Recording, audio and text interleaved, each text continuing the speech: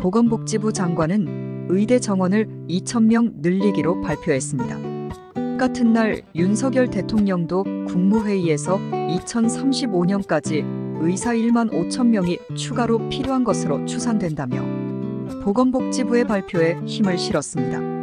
의대 정원 2,000명 증원은 기존 의대 정원 3,058명 대비 65%가 증가하는 엄청난 숫자이며 문재인 정부의 증원 계획의 5배에 달하는 숫자이다. 의료계의 강력한 반발과 더불어 우리 사회 여러 분야에 파장이 일어나고 있습니다. 2025학년도 대학 수학능력시험부터 대학 입시계에 대규모 지각 변동이 일어날 것으로 예측됩니다. 이에 따라 의대 진학을 위해 수능을 다시 보는 사람도 늘어날 것으로 보입니다. 자연계열은 물론 인문계열 학과의 합격성까지도 요동칠 것임은 사실상 확실시되는 분위기이며 다만 증원분 상당수는 비수도권 우선 배정의 지역인재 전형으로 배치될 것으로 보여 수도권 학생과 비수도권 학생에 따라 유불리가 결정될 것으로 보입니다. 의대 블랙홀에 관한 우려에 대해서 조규홍 장관은 이를 인정하면서도 장기적으로는 의사 인력에 대한 초과 수요가 해소되면 타 분야와 비교할 때 균형 잡힌 기대소득이 전망돼 해소될 것이라고 전망했습니다. 같은 날 정부 발표에 앞서 복지부와 의협은 마지막으로 의료현안협의체를 열고 대화에 나섰지만 의협 측 협상단이 4분 만에 회의장을 나가면서 파행됐습니다. 의협 측 협상단은 정부의 일방적인 의대 정원 확대 통보를 규탄한다고 밝히며 TV 토론을 누차 제안했지만 정부는 이런 제안을 무시했다고 주장했습니다. 이어서 정부는 의사와 의과대학 학생들의 강력한 저항에 부딪히게 될 것이라고 경고하였습니다. 이에 복지부 측 협상단은 의사협회가 주장하는 일방적 통보는 사실이 아니라고 반박하며 의협에게 의대 증원 규모에 대한 의견을 요청했지만 답변을 받지 못했다고 주장했습니다. 이어 의협과 합의하지 않았다는 이유만으로 일방적인 추진이라고 주장하는 것은 국민이 납득할 수 없을 거라며 의협의 주장을 지적했습니다. 의료현안협의체 파행 직후 이필수 의협회장은 긴급 기자회견을 열고 협상에 진실되게 임하지 않은 건 정부 측이라며 반발했습니다. 이어서 정부에서 의대 증원 규모를 발표하면 본인은 회장에서 사퇴하고 2달 뒤에 있을 차기 의협회장 선거에도 불출마하겠다고 밝혔습니다. 의대 증원 규모를 예정대로 발표함에 따라 이필수 회장을 비롯한 집행부는 물러났고 비상대책위원회가 구성돼 대정부 투쟁을 이끌게 되었습니다. 결국 정부와 의료계 간 정면 충돌은 피할 수 없게 되었습니다. 2020년 의사파업 당시에도 여론의 반응은 대체로 의사들에게 좋지 못했으나 이번에도 의사들의 여러 망언들이 구설수에 오르며 의사의 편을 계속 잃어만 가고 있습니다. 파업을 적극적으로 이끌거나 교사하는 것은 업무를 마비시키고자 하는 행위로 비춰지고 정부는 강경하게 파업을 주도하는 사람들을 구속수사를 기본으로 하겠다는 등의 강경한 태세를 유지하고 있습니다.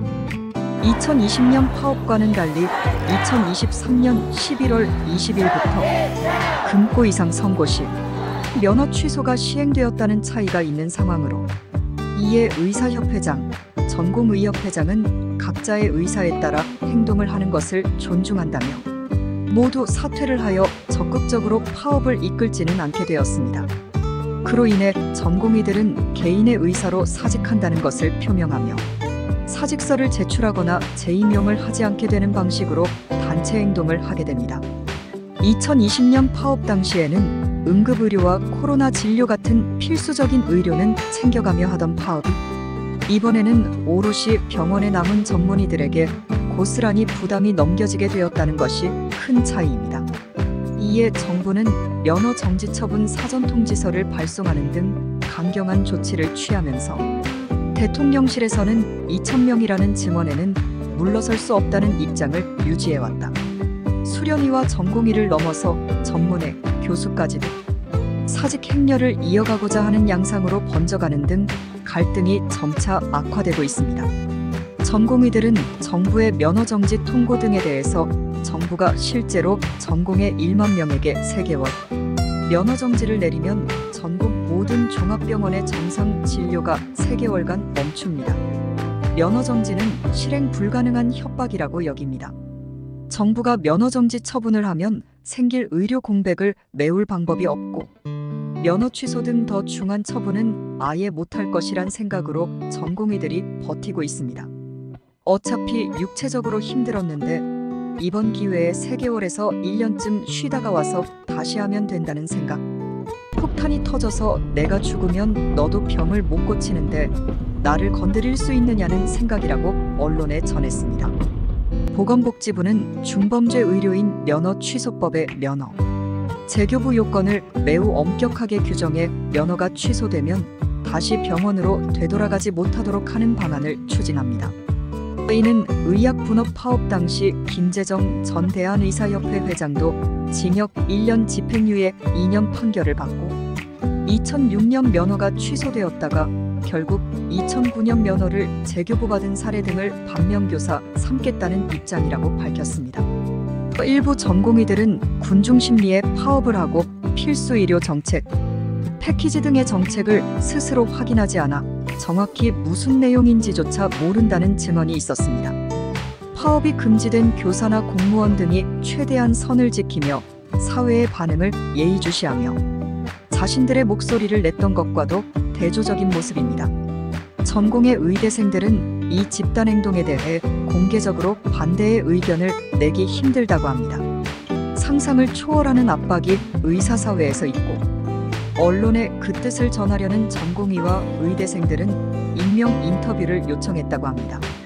기명 투표로 집단행동을 강요하거나 집단행동에 참여하지 않으면 배신자라는 위협이 가해졌다고 하며 의대생의 경우에도 졸업까지 이어지는 선후배 관계에서 집안 사정이 어려워도 왕따를 두려워하면서 휴학계를 내는 경우가 있다고 알려져 있습니다. 인터넷 의사 커뮤니티에서 현장에 남은 전공의의 신상을 공개하여 색출을 하며 괴롭힘을 시도하고 환자 등을 검체시험, 검사 등에 쓰는 물질이나 생물라고 부르면서 검체를 안 떠나는 거냐는 식으로 조롱하거나 입에 담을 수도 없는 욕설을 쓰며 협박한다는 보도도 알려졌습니다.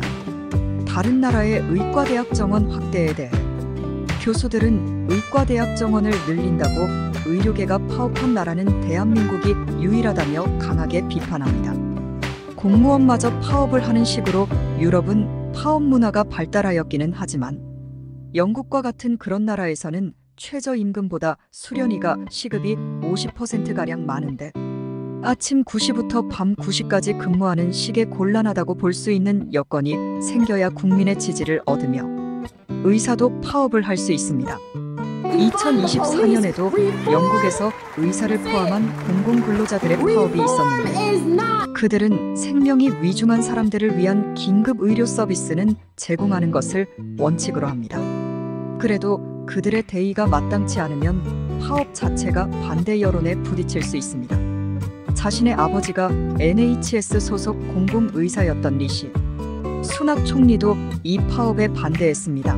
철도 파업의 경우 2023년 반대 여론이 높았고 의사도 대의를 제시하지 못하면 마찬가지입니다.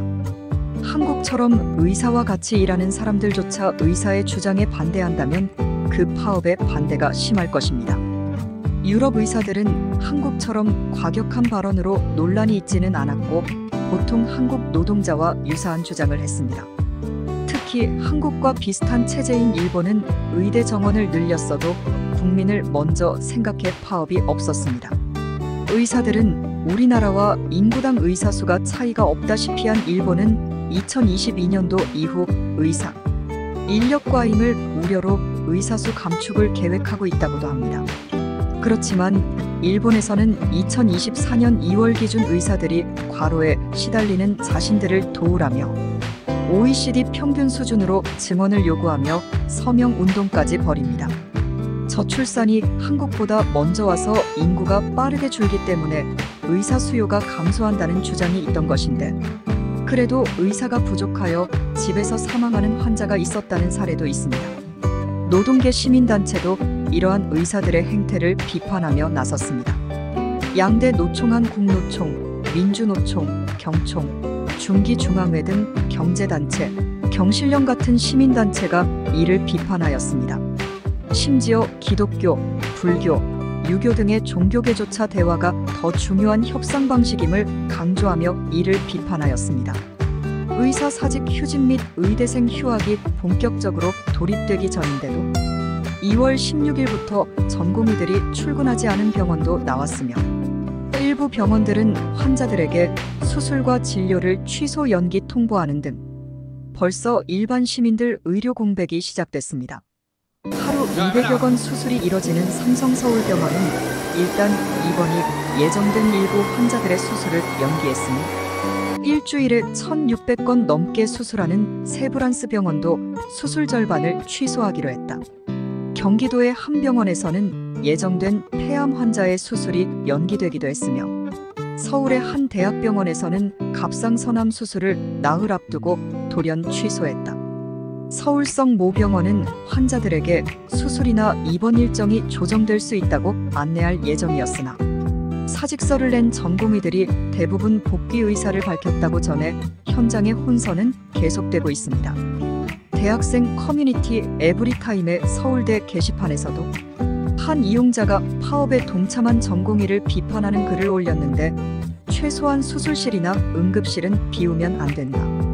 환자 생명은 담보가 되면 안 된다 등의 누리꾼들의 공감하는 반응이 이어지고 있습니다. 우리나라의 인구 1000명당 등록 의사 수는 2000년 1.3명에서 2022년 2.62명까지 늘어나고 OECD 통계 기준으로도 한의사를 포함한 1000명당 임상 의사 수는 2000년 1.3명에서 2023년 1.7명, 20여 년 만에 2배가 되는 수준으로 빠르게 늘어났다. 지금까지는 인구수가 지속적으로 늘어남에도 인구당 의사 수가 늘어났고 절대적인 의사 수는 여전히 빠르게 늘어나고 있으며 우리나라는 세계에서 유례없는 인구 감소가 예정되어 있습니다. 또한 이미 의사 밀도는 OECD 3위에 달하는 나라가 된 바 있습니다. 하지만 윤 대통령은 2024년 2월 27일 발언에서 의료 위기는 의사 수를 줄였기 때문에 발생했다. 사실관계와 전혀 다른 발언을 하기도 하였습니다. 전 의협회장인 노한규는 이에 대해 비판의 글과 의대 증원 정책에 대한 비판적인 글을 소셜미디어에 올렸다가 정부로부터 고발을 당하고 압수수색을 당해 귀국하자마자 대기하던 경찰에게 핸드폰까지 압수당한 후 11시간 넘게 고강도 조사를 받기도 하였습니다. 2009년 로스쿨 도입으로 증원 비율로는 더 많이 늘어난 변호사는 15년이 지난 지금 도시 지방 간 공급 격차는 더 커졌다며 의사들은 이런 무분별한 공급 위주의 정책을 낙수 효과에 빗대어 비판하고 기피의 원인을 해결하는 직수 효과가 필요하다고 주장했다. 또한 이공계 인재 쏠림 문제도 우려의 대상인데 로스쿨 역시 현재 문과 인재 블랙홀이 된 바 있으며 직장인조차도 의대를 준비하려는 움직임에 학원가가 들썩이고 있다. 경제 인구 비율 폭락이 예정된 한국에서 의대 정원을 2,000명 늘린 5,058명을 뽑게 되면 이는 SKY 서울대, 고려대, 연세대 의학학 제외 이공계 정원보다도 많은 숫자인데 수능 인구가 빠르게 급감하고 있으며 인적 자원 외에는 자원이 없는 한국에서는 감당할 수 없는 결과가 초래될 것이라는 우려 또한 나옵니다. 또한 의사가 배출되는 시점 또한 문제이다.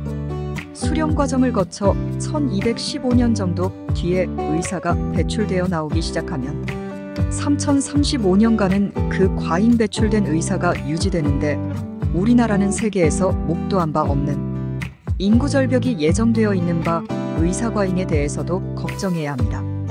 우리나라는 OECD 최고의 의료 과잉 국가임을 고려하면 의사 수와 의료 수요를 줄여야 된다는 이야기까지 나오고 있습니다. 이러한 소식들은 의대 정원 확대 문제를 둘러싼 정부와 의사협회 간의 복잡한 협상 과정을 보여주고 있으며 향후 어떠한 결론에 이를지 주목되고 있습니다. 아무쪼록 국민들이 고통받은 상황이 생기지 않았으면 합니다.